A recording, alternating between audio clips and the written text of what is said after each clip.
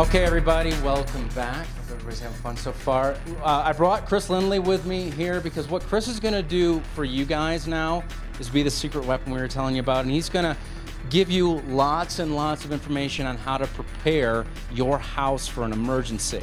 And you're going to want to pay attention. You're going to want to pay attention. That's all I'm going to say about that. Everybody.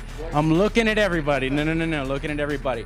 So with that, I'm going to turn it over to Chris. He's going to talk about the information on how to prepare for an emergency. But as I go through this, really keep in mind of all the different things I talked about that you would need in an event of evacuation. Also keep in mind some of the things that could potentially go on in this house tonight. First thing I want to enlighten you to is the power and water will be turned off. So you'll have no power and water. So think about the things that you need water for. So what I already did is I went around and filled up all your bathtubs. So you have bathtubs full of water. One of our contestants was ahead of us and already had some water standing by, so I think he was prepared a little bit before. So one thing I want to stress is you're going to need the water to flush the toilet. And you only have 2 buckets, so I suggest you share those buckets because you don't want to be throwing water from the tub into the toilet all night long if you need to use the restroom. I'm going to talk about the items at a minimum that I think you should have prepared, always on hand in your home and for your family in an event that you have to evacuate. So probably the most important thing I think you can have in any type of kit is certainly a first aid kit. You need to have this because you want to take care of yourself or anybody else who's injured. Another good item to keep in your evacuation kit is a flashlight. Of course, as we went through today, you want to have some water. Probably for evacuation kit, a couple small hand water bottles is fine, or a large gallon is fine. How many of you are on some type of medication? Without saying what the medication is, you take some type of medication daily. So normally there's a lot more people, whether it's high blood pressure, related to diabetes, cholesterol, you name it, a lot of the American public is on medication. Many of your family members probably are. You want to keep at least a prescription of that available, if not in your bag, right next to it so you can quickly throw it in there because you want to take that with you when you go. Another good thing to bring is if you have prescriptions, bring those as well. And if you get displaced, like the folks did down in Hurricane Katrina, when you want to be able to go fill your prescriptions without going to see a new medical provider.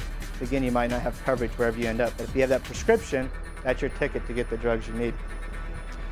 Keep a few items of food available, canned foods, just like we learned today. And of course, you need to have the can opener with you to use that. I like to recommend folks have something, quick energy food. Cliff bars, power bars, anything like that that can last a long time. If you know your area, you probably don't need a map, but if you live in an urban environment like Denver, it might be a good thing to have a map because you might not end up in your neighborhood when you get evacuated. A radio. How many of you guys have a handheld radio powered either by battery or hand cranked available at your house at all times?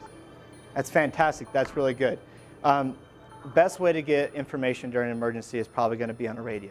This is an important thing here, so take note. Anytime you want to prepare for a potential evacuation, you want to have some long sleeve clothes. Even if it's summer, when it doesn't matter, keep an extra long sleeve shirt and a cap, maybe some gloves, something to keep you warm. And then some type of warmth. There's all kinds of really great blankets out there. You can get the space blankets that fold up the size of your hand. They're those little silver ones. Those are great, they're cheap. This is what I would think would be the minimum to keep on hand. But what are some other items that you probably should keep handy in case of evacuation? Maybe some just little pack of water purification tablets. That's a great idea. Absolutely, that's a great idea. Number one thing I'd leave with is a knife or a multi-purpose tool. Absolutely, that's great. Yeah, I think for fire starting. Great, so a lighter, matches, great. Another thing, what about important documents? Marriage license, wills, passports. Keep those handy. What's the time period for evacuation? Another important thing to remember. How much time should you be able to get yourself, your family, and, for example, the key items out of your house? 5 minutes. Nope. Nope.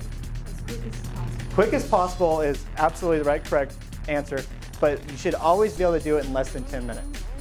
So no matter what, no matter how much stuff you have that you need to go, make sure you can get it out in less than 10 minutes.